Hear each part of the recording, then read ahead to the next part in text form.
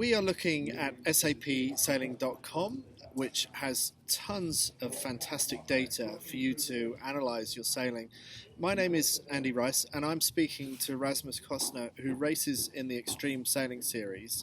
So welcome, Rasmus.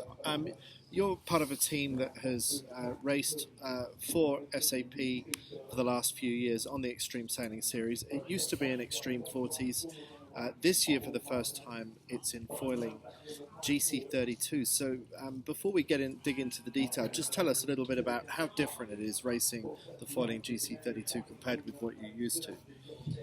Yeah, coming from the standard multi-hull to a foiling boat is quite a bit of a journey, and I think we're really trying to learn a lot, and it's a race to try and learn as much as possible in the shortest amount of time. The boats are quicker, they're sailing quicker when they get on the foils. Decisions need to be quicker, and your coordination between the team needs to be more or less perfect for us to be able to race the boats to the high enough standard. So yeah, we have a lot on to learn the new boats and race them on the Extreme Sailing Series. And we should say, if you hear any background noise here, we're actually in Copenhagen during a World Match Racing Tour in M32 catamarans. So a little bit like the Extreme 40s, and you've just been racing here yourself. So just excuse some of the background noise, but we're trying to do the best we can.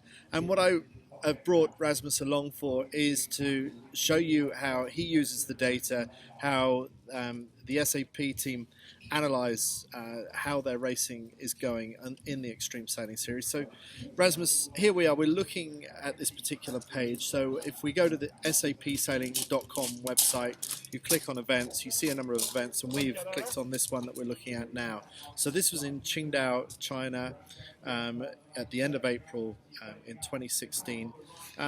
So just show us through some of the pages and what we might be able to learn from the SAP Analytics looking at this website. Yeah. So what we normally do when we get in from the water is to get an overview of the races we've done, and when we log in and we go to the website, then of course you can look at the overview here, but we quite often go to this fan called Races, and that's where you can choose a race that you want to analyze. And if we are scrolling down, then we can see all the races in China. We raced 18 races, and you can choose it to look at it day by day or just race by race. As you can see, there's some details that might help you to recognize what race you're looking for, because we do a lot of races, and sometimes you mix some of the things that happens in one race with another race. So here you can see the wind speed, you can see which team won the race, and then to the far right you can press a button to analyze the race, and that's what we do. So we can choose one of the races here, and then should we be nice to you? Should we choose race 11?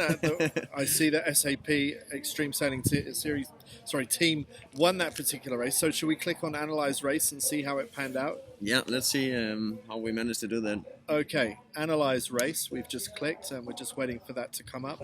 Now, before we actually remind ourselves what happened in that race, can you actually recall it from your own memory? No, it is a bit difficult, but I think I remember we of course get a good start and lead to the left hand side of the course before driving ahead of most of the guys. But here we are. So should we highlight some boats?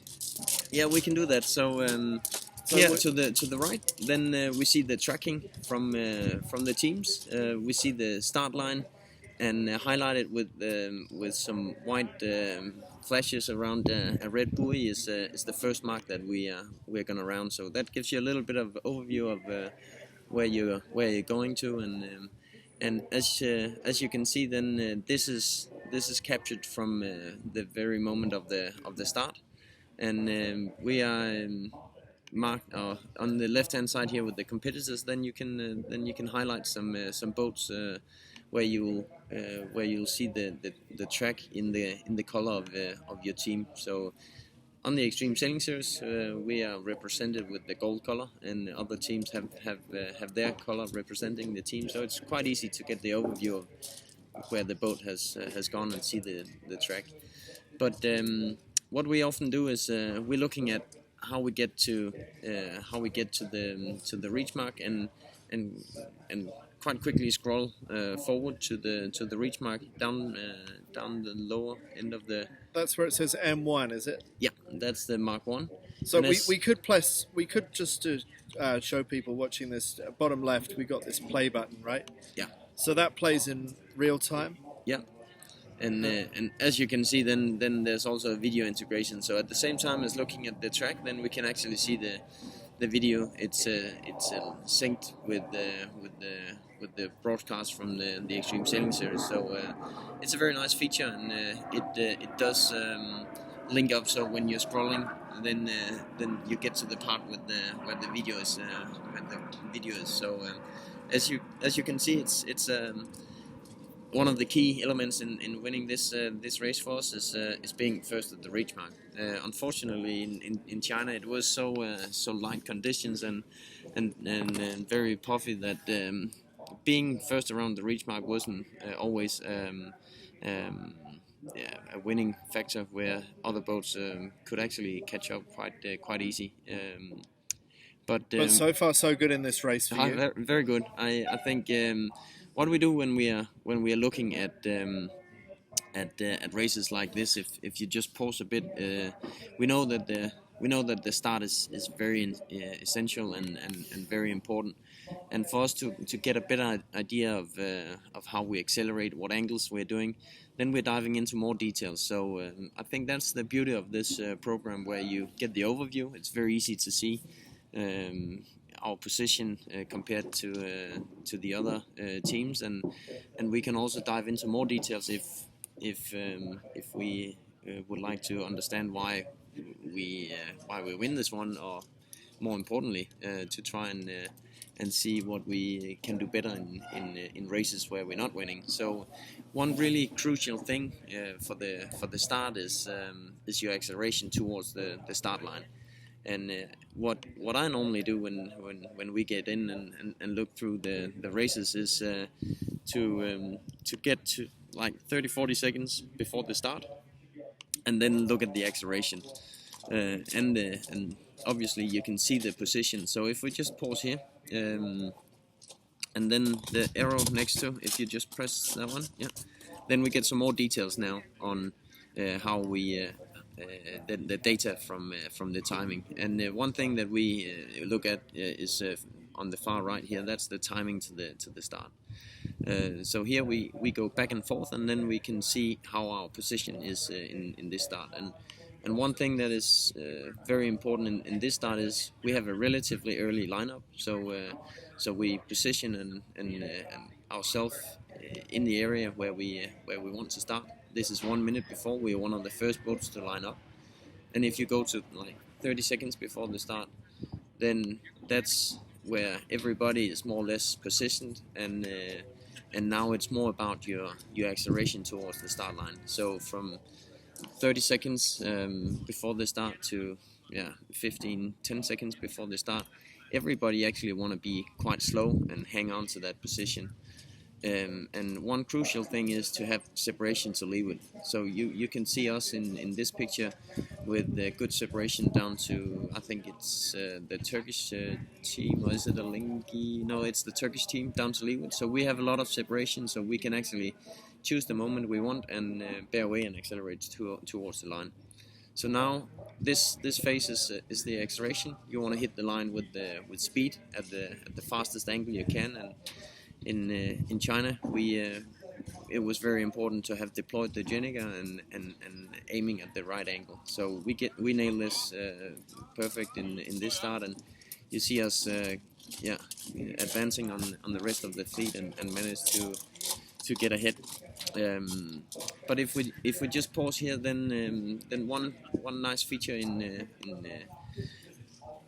SAP Sailing Analytics is that you can dive into a lot of data in a very easy way. And one thing that we normally do is we're getting into this competitor chart you have down low.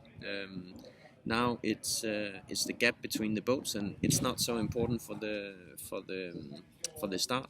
So if you go to this wheel, and then you, instead of the gap between the competitors, you take speed over ground, SOG, and then we take the steps in 5 seconds. That's fine. When we really want to dive into details, then we take 1 second at the time. But here you actually see the graph and the changes of speed with the different teams that you have highlighted. And if we just go back to we just take the video away there, then we want to look at the acceleration phase. And what you do is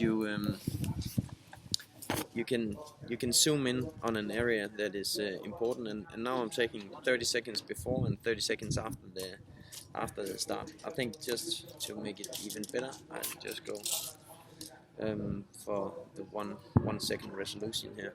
So what we're looking at is definitely let's just take some of the teams away now. And you're doing that by unticking some of the boxes top left. Yeah.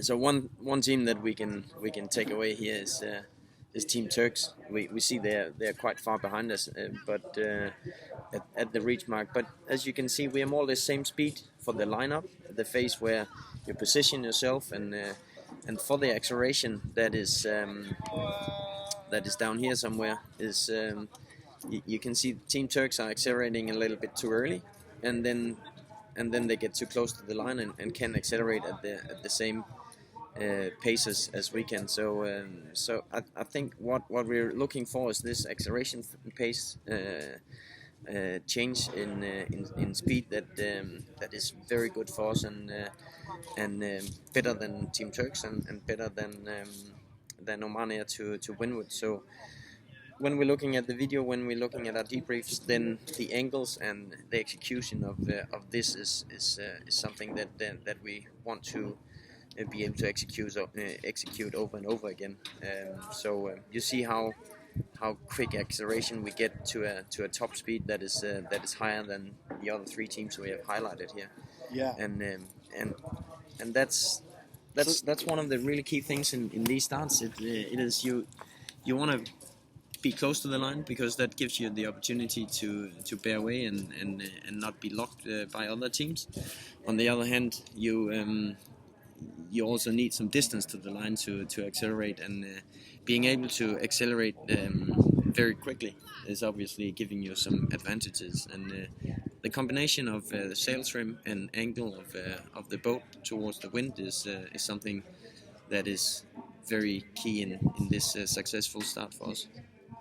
Great. Well, that's been a fantastic look at the start. Thank you very much, Rasmus. I think we should wrap that up there, but it would be nice to come back to you in some other videos and maybe look at other elements of what we can do with SAP Sailing Analytics. But for the meanwhile, Rasmus Kostner, thanks very much. Thank you.